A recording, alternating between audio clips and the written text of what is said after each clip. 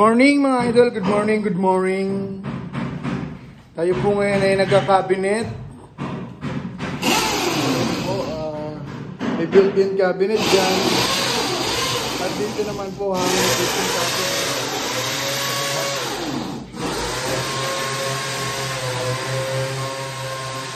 Ito naman po yung isang unit.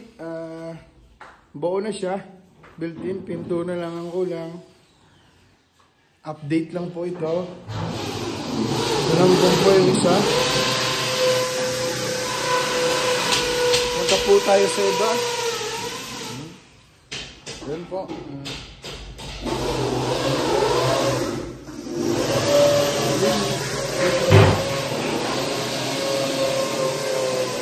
Yan po yung nagdo-drawer.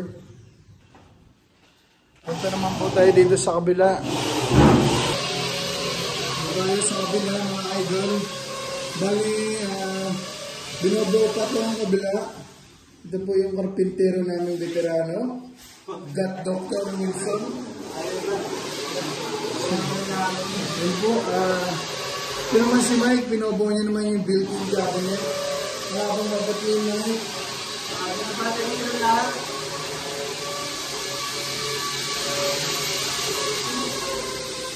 Sa kabilang unit. So yung isa, check din natin.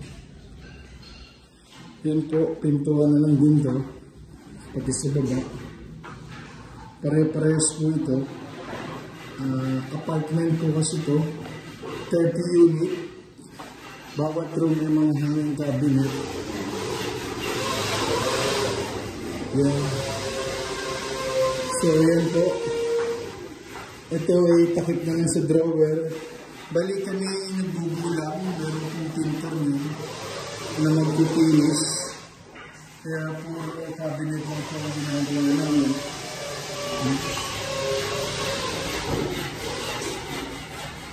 Update tayo mga idol. So ito po yung isa patapos na.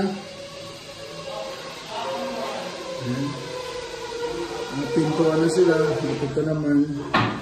Takip na lang ang drawer.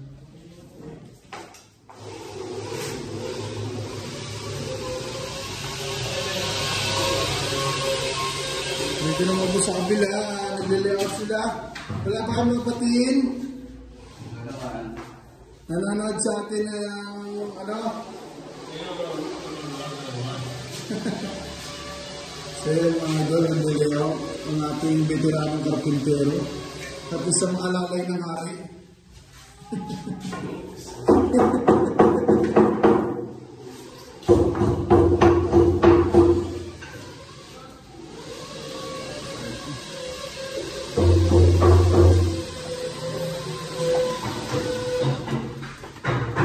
Baba tayo ng gold. Galing po tayo ng 3rd floor. So yun po. Isang unit, isa rito. Bali sa kada floor, meron pong 8 unit. So, dito po tayo. So, isang unit. Ito po yung cabinet yung ginagawa namin. Ito yung sinaunang pagkakabinet na malinis. Walang backing, walang salot, ang tawagin. So, kung makikita nyo, mapapaisip kayo paano na ikabit yan. Ayan po.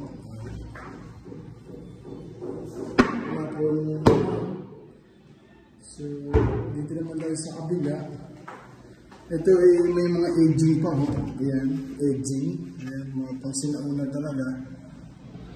Sa mga modernong modular cabinet nyo, hindi na po ganito. Ito po ay may mga drawer din.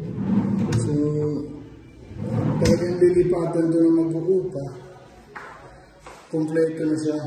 Studio type kung tawagin. Ayan mga idol. Tapos dito, hindi pa rin kasi tapos. Ano to, magiging sampayan or ano nila?